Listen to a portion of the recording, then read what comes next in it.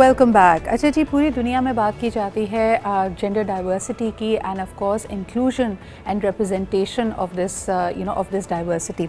उसी हवाले से हमारा अगला सेगमेंट है जिसमें हम आपकी मुलाकात करा रहे हैं एक बहुत ही होनहार इंसान से, और आपको बताते चलें कि ट्रांसजेंडर कम्युनिटी की ये सफ़ीर भी हैं and she is really brought about a change. अभी हाल ही में इनको transgender focal person for the social welfare department for skill building and economic uplifting के लिए भी सिलेक्ट किया गया है। पिंक सेंटर की ये फाउंडर भी हैं। हमारे साथ मौजूद हैं सारो इमरान। अस्सलाम वालेकुम and a very good morning to you Saro, कैसी हैं आप? वालेकुम अस्सलाम, मैं ठीक हूँ, आप कैसे हैं? अल्हम्दुलिल्लाह बिल्कुल ठीक ठाक। मुझे ये बताइए कि जब भी हम बात करते हैं जेंडर डाइवर्सिटी की और ख़ास तौर पे ट्रांसजेंडर्स की राइट्स के हवाले से बहुत सारे लोगों को बहुत कन्फ्यूजन है। अब अल्हम्दुलिल्लाह एक चेंज हम नोटिस कर रहे हैं कि बहुत सारे ट्रांसजेंडर्स हायर एजुकेशन को परसू करते हैं, डॉक्टर्स बन रहे हैं, हुकूमती इदारों में काम करने के लिए एक नया बाब खुलने वाला है उनके लिए। हमेशा से इंक्लूजन की बात की जाती है, लेकिन मुझे बताएं कि क्या ये पॉलिसी फ्रेमवर्क और अभी तक जो काविशें की जा रही हैं वो काफ़ी हैं, या मज़ीद आप कहाँ पे इन्फ्लुएंस करना चाहेंगी लोगों की थिंकिंग को, लोगों की मेंटालिटी को? देखिए, अगर हम लोग देखें तो बहुत इम्पॉर्टेंट और प्रोग्रेसिव स्टेप्स पिछले 2 से 3 साल में, स्पेशली 2018 के जो ट्रांस प्रोटेक्शन एक्ट है उसके बाद से गवर्नमेंट ने लिए हैं, जिसमें बहुत ज़्यादा कोशिश की जा रही है ट्रांसजेंडर कम्युनिटी को मेन स्ट्रीम करने की। सही। But the thing is that कि अभी तक सोसाइटी में एक आम इंसान का जो माइंडसेट है उसमें इशू है, वो वहाँ पर जो है एक्सेप्ट नहीं कर रहा। लाइक हमारा प्राइम मिनिस्टर तो हमें एक्सेप्ट कर रहा है, लेकिन हमारा जो है मतलब नेबर हमें एक्सेप्ट नहीं कर रहा। बिल्कुल सही। सारा, तो आप समझती हैं, एक तो सबसे पहले अभाम ये भी है कि ये जो मुख्तलिफ इस्तिलाहात इस्तेमाल होती हैं उसमें लोग कंफ्यूज हो जाते हैं। और मैं अगर अपनी बात करूं, सच बोलूं तो कि मुझे भी कहीं ना कहीं बहुत सारी चीज़ें जिसमें कंफ्यूजन है। मुझे ये बताइए कि आप एक ट्रांसजेंडर को डिफ़ाइन कैसे करते हैं, यानी उसकी एक तरह से उसकी तारीफ़ कैसे की जाती है जिसके थ्रू फिर हम तमाम पॉलिसीज़ को तश्कील दें और एक माशरा भी एक्सेप्टेंस की तरफ जाए। एक ट्रांसजेंडर की डेफिनेशन क्या है? देखिए, जो ट्रांस प्रोटेक्शन एक्ट है 2018 का, उसकी डेफिनेशन के मुताबिक transgender is self perceive gender identity. ठीक है। अगर कोई अपने मुंह से कह रहा है कि वो एक ट्रांसजेंडर है, दैट मीन्स वो एक ट्रांसजेंडर है। There is no need to take any मतलब मेडिकल चेकअप, बिकॉज अगर हम मेडिकल चेकअप की बात करते हैं तो फिर तो अगर कोई कह रहा है कि मैं मर्द हूँ तो उसका भी मेडिकल चेकअप होना चाहिए, अगर कोई कह रहा है मैं औरत हूँ तो उसका भी मेडिकल चेकअप होना चाहिए। That is against the dignity of a human being. So law भी ये कहता है कि सेल्फ परसीव जेंडर आइडेंटिटी, जो खुद को जो कह रहा है कि वो है तो वो है, और उस क्योंकि कोई भी इंसान अपने आप से बेहतर कोई दूसरा नहीं जान सकता, हर इंसान को अपना सबसे बेहतर पता होता है। और किसी का ये क्लेम करना, यानी अगर कोई शख्स अपने आप को ट्रांसजेंडर कहता है तो वो बेसिकली अपने आप को एक तीसरी सिन्फ के तौर पे इंट्रोड्यूस कर रहा है। ना वो अपने आप को कह रहा है कि मैं मर्द हूँ, ना वो कह रहा है कि मैं औरत हूँ, बल्कि वो अपने आप को तीसरी सिन्फ बता रहा है। Is that what you are saying? Yes yes. Okay, ठीक है। तो अब इस डेफिनेशन के मुताबिक, और अगर हुकूमत वक्त उसको एक तरह से आइडेंटिफाई करना चाहे, आपको पता है कि अगर हम अपना शनाख्ती कार्ड कोई बनवाता है, अब उसके अंदर आपके पास ये शिक मौजूद है कि transgender can go and declare themselves to be a transgender. लेकिन इसमें ये अक्सर बात की जाती है सारू कि अगर किसी शख्स ने अपना एज ए ट्रांसजेंडर शनाख्ती कार्ड बनवाया तो फिर उसको बहुत सारी चीज़ें फॉरगो करनी पड़ती हैं। मिसाल के तौर पर जो आपका विरासत का हक है, जो इनहेरिटेंस राइट हैं, बिकॉज इनहेरिटेंस राइट्स बेटा और बेटी के लिए तो डिफाइंड है, तीसरी सिन्फ के लिए डिफाइंड नहीं है।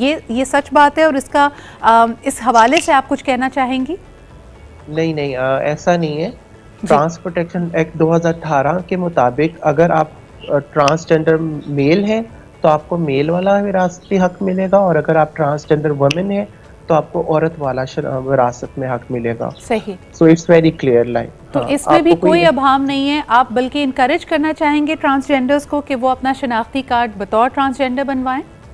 या लेकिन जो मेजर इशू जो है वो ये है कि आप जो है बीइंग अ मुस्लिम, आप अब हर कोई चाहता है कि वो हज या उम्रे के लिए जाए।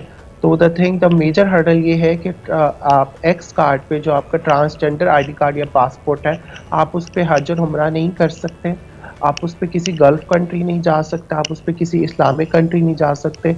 जो एक बहुत बड़ा चैलेंज है कि आपका जो राइट टू मोबिलिटी है और जो राइट टू प्रैक्टिस जो रिलीजन है वो सेक्रीफाइस हो रहा है। मेरा ख्याल है कि ये सबसे बड़ा कंसर्न है, अदरवाइज और मेरा नहीं ख्याल कि कोई कंसर्न है। Very very valid point. तो सारू, आप आने वाले दिनों में क्या देखती हैं, और लगभग इस वक्त अगर बात की जाए तो पाकिस्तान में कुल आबादी में से ट्रांसजेंडर्स की तादाद कितनी होगी? देखें, जो 2017 की मरदमशुमारी के मुताबिक तो 10,000 कुछ ट्रांसजेंडर्स को ना रिपोर्ट किया गया है, लेकिन मेरा ख्याल है इससे ज़्यादा तो मुल्तान डिवीज़न में ही होंगे। तो अब मेरा ख्याल है और नहीं तो कम से कम 4 से 5 लाख की पॉपुलेशन होगी पाकिस्तान में ट्रांसजेंडर की, और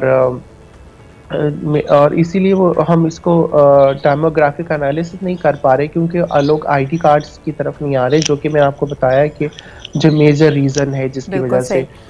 मुझे ये भी बताइए सारू कि आप जो अपने आप को एक बड़ा फ़ाल कम्युनिटी लीडर देखती हैं, I was very happy to learn कि आपको मुख्तलिफ इंटरनेशनल फोरम्स पे ग्लोबल पीस एम्बेसडर के भी अवार्ड से नवाजा गया है। मुझे ये बताइए कि सियासत में आने का इरादा है, क्योंकि जिन हुकूक की आप बात कर रही हैं, या हम कितना जल्दी एक ट्रांसजेंडर रिप्रेजेंटेशन देखेंगे हमारी पार्लियामेंट में, बेशक वो एक MNA की सूरत में हो या MPA की सूरत में हो? इस पर आपका कॉमेंट ज़रूर चाहूँगी। जी देखें, हमारी एक मिस परसेप्शन है कि जो पॉलिटिक्स में होगा वही एक चेंज मेकर है या ही वही इन्फ्लुएंस कर सकता है। मेरे ख्याल से हर वो इंसान जो कि सिटीज़न ऑफ पाकिस्तान है उसके पास ये राइट है कि उसकी जो सिविक्स और डेमोक्रेटिक राइट्स है कि वो अपने राइट्स को रिक्लेम करें और उन स्पेसेस में इन्फ्लुएंस करे प्रोग्रेसिवली, जो कि उसके लिए भी बेहतर हो और हमारी कंट्री के लिए भी बेहतर हो। तो मेरे ख्याल से हमें जो ट्रांसजेंडर पॉपुलेशन है, ना सिर्फ उनको डेफिनेटली पॉलिटिकल लीडर्स के तौर पे भी सामने आना चाहिए, बल्कि जो हमारी सिविक स्पेसेस हैं और हमारी डेमोक्रेटिक जो प्लेटफॉर्म्स हैं उनमें भी खुद को रिप्रेजेंट करना चाहिए। लेकिन उसके लिए ज़रूरी है कि हम लोग अपने राइट्स के साथ साथ रिस्पॉन्सिबिलिटीज़ को भी समझें कि एज अ कम्युनिटी हमारे सिर्फ हकूक नहीं है, हमारी कुछ रिस्पॉन्सिबिलिटीज, कुछ फ़राइज़ भी हैं बिल्कुल सही, अपने मुल्क के लिए, अपनी सोसाइटी के लिए। तो it will be a two way process. आप सिर्फ क्लेम नहीं कर सकते, आपको डिलीवर भी करना पड़ेगा। बिल्कुल सही, बहुत शुक्रिया सारू, and this is such a powerful thought. जैसे आपने खुद कहा कि सिर्फ हुकूक की बात नहीं होगी, फिर ड्यूटीज़ और फ़राइज़ भी हैं। मिसाल के तौर पे अगर मेन स्ट्रीम धारा आप ज़िंदगी में आएंगे तो फिर यकीनन कुछ चीज़ों के बारे में आपको मेहनत करनी पड़ेगी। मिसाल के तौर पे आपने अगर टैक्स देना है तो जिस तरह सब पे टैक्स लागू होता है, आपको अपनी सोर्सेज ऑफ इनकम भी डिक्लेयर करनी है, आपने टैक्स भी देना है, आपने पढ़ाई भी करनी है, आपने आगे भी बढ़ना है। बहुत शुक्रिया सारो हमारे साथ मौजूद होने के लिए। और ये सेगमेंट खुसूसी तौर पे एक हमारी जनरल आगही, हमारी जनरल अंडरस्टैंडिंग एंड अवेयरनेस को बढ़ाने के लिए बहुत इंपॉर्टेंट है।